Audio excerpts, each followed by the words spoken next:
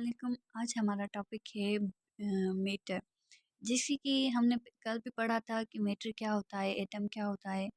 और आज हम उसकी क्या करेंगे, रीडिंग करेंगे। वन बाय वन हम एक एक लाइन में समझेंगे कि एक एक लाइन हमें क्या कहना चाहती है। तो पहले कहता है कि matter is all around us. कहता है कि जैसे कि जो मैटर हैं वो हमारे चौगिर्द होते हैं, मतलब सराउंडिंग में होते हैं। हम अब आप देखिए, आप जहाँ बैठे हैं आप वहाँ पर गौर कीजिए। आपके ये सराउंडिंग में हर चीज़ क्या होती है, मैटर होती है। चाहे वो चेयर्स हों, चाहे वो एयर हो, या चाहे वो बेड हो। मतलब ये कोई नहीं हो सकता कि आपके सराउंडिंग में कोई ऐसी चीज़ हो जो मैटर ना हो। तो matter is all around us. जो हमारे सराउंडिंग में होते हैं वो सारे के सारे जो होते हैं ना, मैटर होते हैं। The air you are breathe, जो हम एयर ब्रीथ करते हैं। बुक यू आर रीडिंग, जो हम किताब रीड करते हैं। And the stuff you touch and see, stuff you touch and see. And हर वो चीज़ जो आज जिसको आप टच कर सकते हैं और जिसको आप सी कर देख सकते हैं, वो क्या होती है, मैटर होती है। तो जो जो भी चीज़ आपको नज़र आए, जिसको आप टच करो, जो आपके सराउंडिंग में होते हैं, वो क्या होते हैं, मैटर होते हैं। Matter is a simply defined as anything that has a mass and occupies space. तो मैटर को हम सिंपली ऐसे कह सकते हैं कि जो भी चीज़, जिस चीज़ के पास मास हो, मतलब जो भी चीज़ के पास मास हो या वो स्पेस ऑक्यूपाई करे, उसे हम मैटर कहते हैं। It is found in three common states. अब मैटर की जो होती है ना, वो तीन स्टेट्स होती है। जैसे कि हमने कल जो वाले टॉपिक में डिस्कस किया था कि वो जो तीन स्टेट हैं वो किसके बेस पर हैं। वो तीन स्टेट एनर्जी के बेस होते हैं, एनर्जी के बेस पर होते हैं। वैसे तो बहुत से स्टूडेंट कहते हैं कि जो स्टेट ऑफ मैटर हैं वो डिफरेंस किसकी वजह से होते हैं। वो डिफरेंस होते हैं मालिक्यूल्स की वजह से। किसके, जो मालिक्यूल्स का स्पेस होता है। पर अगर हम थोड़ी अपर एनर्जी, मतलब कुछ अबो के तौर पर देखें को कि थ्री स्टेट ऑफ मैटर में जो डिफरेंस होता है वो किस चीज़ का होता है, वो एनर्जी का होता है। तो कहता है कि जो स्टेट ऑफ मैटर है वो कितनी है, कि जो मैटर है वो कितनी फॉर्म्स में हो सकता है। कहते तो हम उसे मैटर है, मतलब उसकी फॉर्म कितनी होती हैं। तो उसकी फॉर्म कितनी होती हैं, तीन होते हैं। And three common state. अब यहाँ पे वर्ड कॉमन क्यों यूज हुआ है, सिंपली ऐसे भी लिख सकते थे ना, it is a found in three state, but यहाँ पे लिखा हुआ है कॉमन स्टेट। कॉमन स्टेट मतलब वो स्टेट है जो हमारे सराउंडिंग में कॉमनली होती हैं, जो हम कॉमनली देख सकते हैं, उसे कहते हैं कॉमन स्टेट। वो क्या है, सॉलिड है, लिक्विड है एंड गैस है। The plasma is also considered as a fourth state of matter. जो प्लाज्मा है उसे कौन सी स्टेट कहते हैं, फोर्थ स्टेट कहते हैं। मतलब वो न्यू स्टेट आई है। हम प्लाज्मा के बारे में ऐसा यूज़ नहीं कर सकते कि matter is a four common state. क्यों? क्योंकि नहीं कह सकते हम ऐसा, क्योंकि प्लाज्मा हमारे पास कॉमन के तौर पे होता ही नहीं है। कॉमन पे तौर पे क्या होते हैं, एक सॉलिड, गैस और liquid. The different state of matter are due to the difference of energy in increasing order।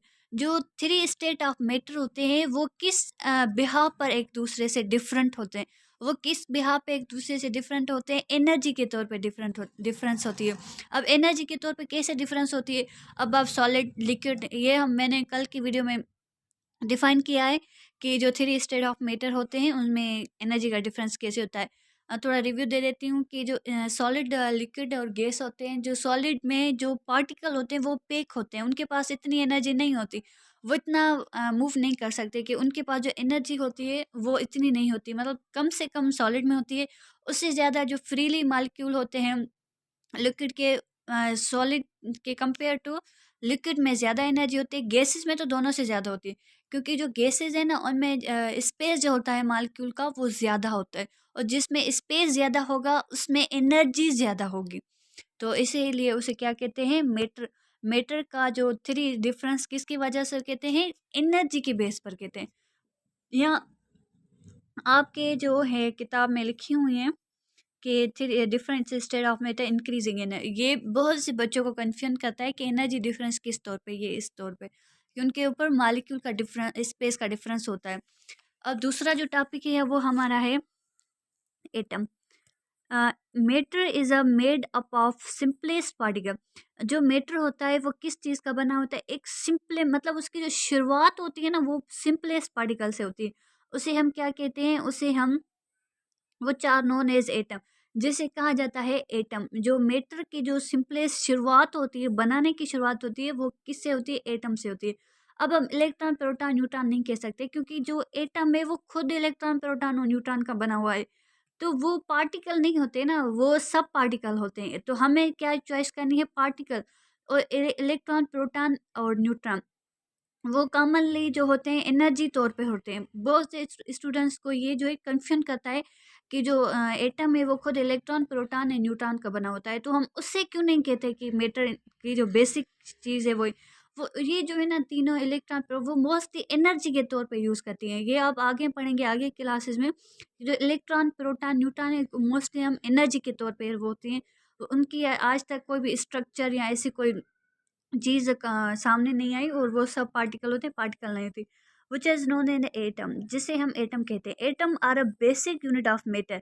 Atom जो है मैटर का बेसिक यूनिट है। बेसिक उसे कहते हैं जिस चीज़ से उसकी शुरुआत हुई हो।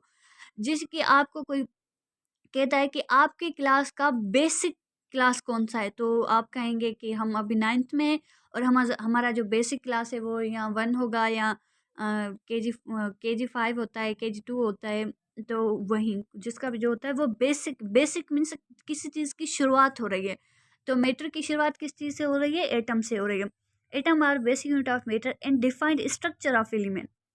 अब इसका क्या मतलब है, जो एटम होते हैं वो मैटर के क्या होते हैं, बेसिक होती है, and define structure of element. अब जो एटम होता है ना, उससे हम एलिमेंट की स्ट्रक्चर को डिफाइन कर सकते हैं। अब देखिए मेटर्स एलिमेंट, जो एटम होता है वो एलिमेंट की बेसिक स्ट्रक्चर कैसे। अब देखिए आप कोई भी एलिमेंट ले लें, आप N2 ले लें, या Cl2 ले लें, या फिर कोई भी एलिमेंट हो, अ, या मिसाल के तौर पर N2 Cl2 O2 O3, ये सारे के सारे क्या होते हैं, एलिमेंट होते हैं। इनमें जो क्या होती है, जो सेम स्ट्रक्चर मैंने कल डिफाइन किया था कि एलिमेंट मालिक्यूल कंपाउंड में क्या डिफरेंस होता है, ये तो इन्हें हमें क्या कहते हैं, एलिमेंट। अब ये देखिए, अब नाइट्रोजन कितने एटम का बना हुआ है, 2 एटम का। और जो इसके स्ट्रक्चर, जो एलिमेंट होते हैं उसकी एटम स्ट्रक्चर कैसे बताता है। अब ये देखिए कोई भी आपके पास है H2 है, इसमें कितने एटम है, इसमें 2 एटम है। तो ये इसकी, ये आप आगे जाके पढ़ेंगे कि जो एलिमेंट की स्ट्रक्चर होती है वो किस बिहाव पे और किस बिहाव पर होती है, एटम के बिहाव पे। अगर ये सिर्फ H हो और ये H2 हो, क्या इन दोनों में स्ट्रक्चर का डिफरेंस नहीं होगा, जाहिर सी बातें होगा। अगर ये मैं लिखूं O2 है और ये लिखूं मैं O3 है, क्या इसमें स्ट्रक्चर का डिफरेंस नहीं होगा, हाँ होगा।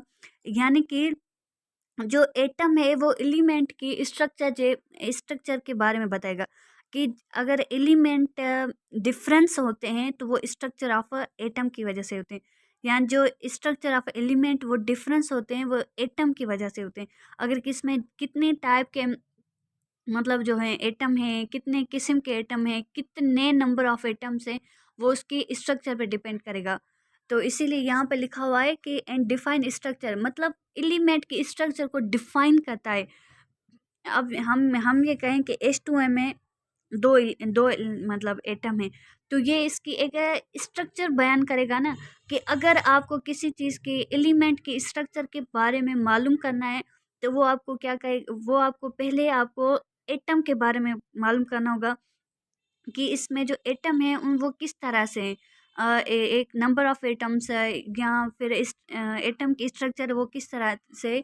तो एटम क्या होता है, बेसिक स्ट्रक्चर इस मैटर का होता है, and defined structure of element. और एलिमेंट की स्ट्रक्चर को ये बहुत MCQs के हवाले से ठीक है, कि जो एलिमेंट की स्ट्रक्चर है वो कौन मतलब डिफाइन करता है, वो atom. Now it is discovered that, जबकि अब ये डिस्कवर किया गया है, atom are made up of 3 particles. अब ये अब डिस्कवर किया गया है कि जो एटम है उसके 3 पार्ट्स होते हैं, proton neutron and electron, which are composed of even small particles as shown in figure.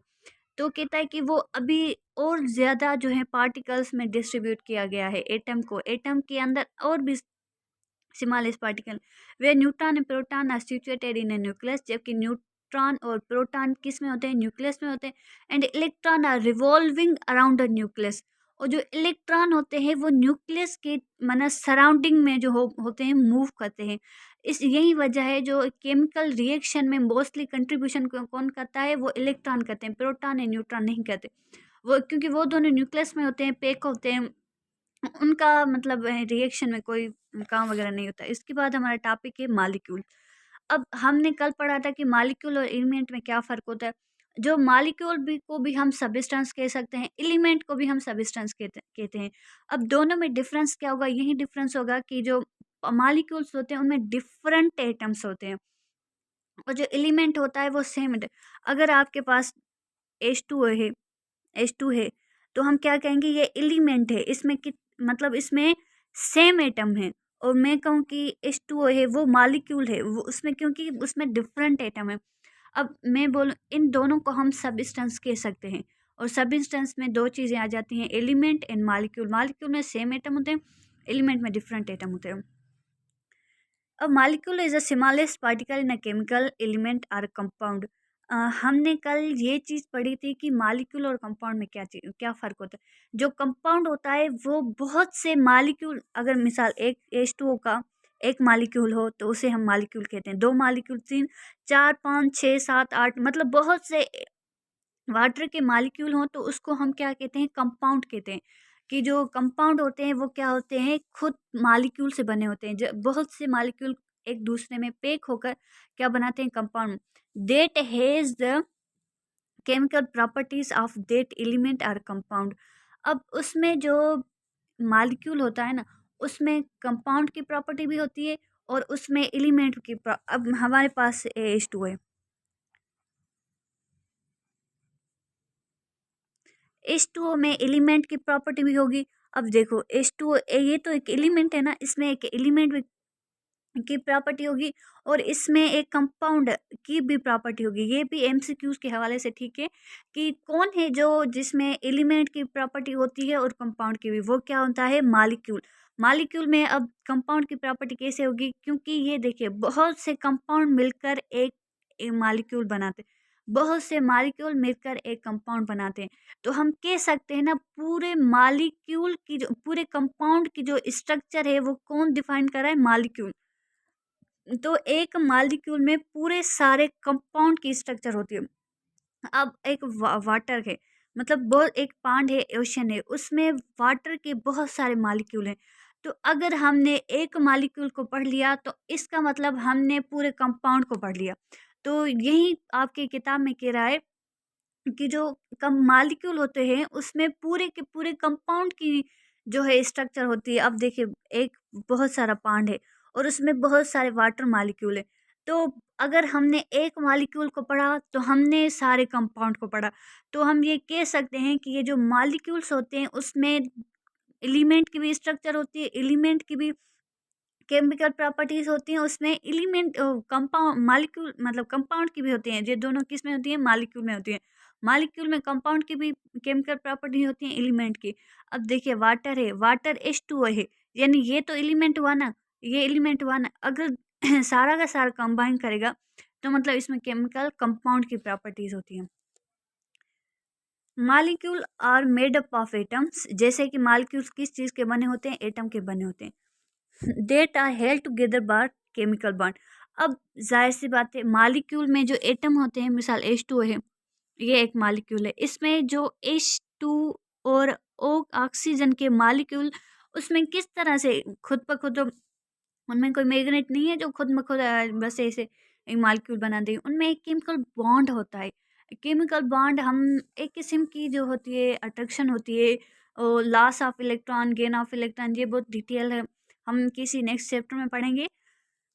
But इस इनमें क्या होता है, केमिकल बॉन्ड होता है। केमिकल बॉन्ड्स होते हैं जो मॉलिक्यूल के एटम को टुगेदर करते हैं। बॉन्ड का होना लाजमी होता है ना। अगर एक दो इंसान को एक दूसरे में कंबाइन फ्रेंडशिप करनी हो, तो गर्ल्स हो, दो बॉयज़ हो, तो उनमें एक फ्रेंडशिप का बॉन्ड होना लाजमी है।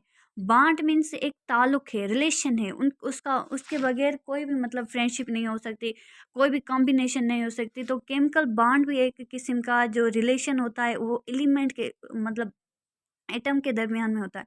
This bonds for a the result of sharing exchange of electron. अब वो अमंग एटम्स है, वो बॉन्ड किस वजह से होता है, उसमें शेयरिंग ऑफ इलेक्ट्रॉन होती है। शेयरिंग ऑफ इलेक्ट्रॉन, एक इलेक्ट्रॉन लॉस करेगा। अब देखिए कोई कॉमन फ्रेंडशिप होती है, उसमें भी तो चीज़ों की लॉस गेन होती है ना, कोई देता है कोई लेता है। तो एटम जब इलेक्ट्रॉन की शेयरिंग करते हैं, उस शेयरिंग में एक बॉन्ड होता है, उस बॉन्ड के नतीजे में एक मॉलिक्यूल बनता है। This bond result molecules are a mono dipoly atom से example of mono dipoly molecule are given for। अब मॉलिक्यूल्स में क्या होते हैं कि मोनो एटम मॉलिक्यूल भी होते हैं, डाई एटॉमिक मॉलिक्यूल भी होते हैं, पॉली एटॉमिक मॉलिक्यूल भी होते हैं। अब देखिए कुछ एग्जाम्पल हैं। ये एग्जाम्पल है हीलियम का। हीलियम मोनो एटॉमिक है क्योंकि ये हमेशा एक ही फॉर्म में रहता है। जो आर्गन भी है वो मोनो एटॉमिक है, और क्योंकि ये मोनो एटॉमिक का मतलब भी यही होता है, जो एटम सिंगल स्टेट में रहना चाहता है, वो वो किसी के साथ फ्रेंडशिप नहीं करता। अब सवाल ये है कि क्यों फ्रेंडशिप नहीं करते, क्योंकि खुद स्टेबल होते हैं, इनको किसी चीज़ की ज़रूरत नहीं होती। इसके इसके जो इलेक्ट्रॉन होते हैं वो ऑलरेडी कंप्लीट होते हैं, इस वजह से इसे बॉन्ड बनाने की ज़रूरत नहीं होती, ये अकेले ही ठीक होते हैं। तो इसलिए हम इसे मोनो एटॉमिक मॉलिक्यूल कहते हैं। और जो diatomic molecule, nitrogen, oxygen, chlorine, bromine, iodine, तो ये diatomic molecule, diatomic ये मतलब कंबाइन में रहते हैं, दो में रहते हैं। तो इसे हम ये बाढ़ से दो ही एक साथ कर सकते हैं। इसके बाद आता है पॉली एटॉमिक, उसमें ओजोन, 4 फास्फोरस के एटम, 8 सल्फर। ये जो है ये वो मतलब कंपाउंड है, ये वो मतलब एटम है जो पॉली एटम मतलब ये एक दूसरे के साथ बहुत से इनके पास शेयरिंग होती है, ये कंबाइन में रहते हैं। पॉली एटम मतलब इनका बॉन्ड ही तब होगा जब फास्फोरस 4 होंगे, सल्फर 8 होंगे और ओजोन ओजोन 3 होंगे। तो इनका बॉन्ड ही तब बनेगा, इनका मॉलिक्यूल ही तब बनेगा जब इसमें नंबर ऑफ मतलब नंबर ऑफ एटम्स इनके रिक्वायर्ड के मुताबिक होंगे। तो ये था मोनो एटॉमिक मॉलिक्यूल, डायटम। फिर भी आपको रिव्यू करा दूं तो जो मॉलिक्यूल्स होते हैं वो कॉम्बिनेशन ऑफ एटम्स होते हैं। कॉम्बिनेशन ऑफ एटम्स किसकी मतलब उसको कंबाइन करने में भी कोई बॉन्ड चाहिए, कोई मतलब ऐसी चीज़ चाहिए जो उनको कंबाइन कर रखे, तो उसे हम क्या कहते हैं, केमिकल बॉन्ड कहते हैं। केमिकल बॉन्ड वो क्यों बनाते हैं, क्योंकि उसमें किसी को इलेक्ट्रॉन देना होता है, किसी को लेना होता है, वो मतलब एक दूसरे में ये एडजस्टमेंट करके बॉन्ड बना देते हैं। और जो मॉलिक्यूल और जो एटम होता है वो मैटर का बेसिक जो है बेसिकल स्मॉलेस्ट पार्टिकल होता है मैटर का, तो उसे हम एटम कहते हैं।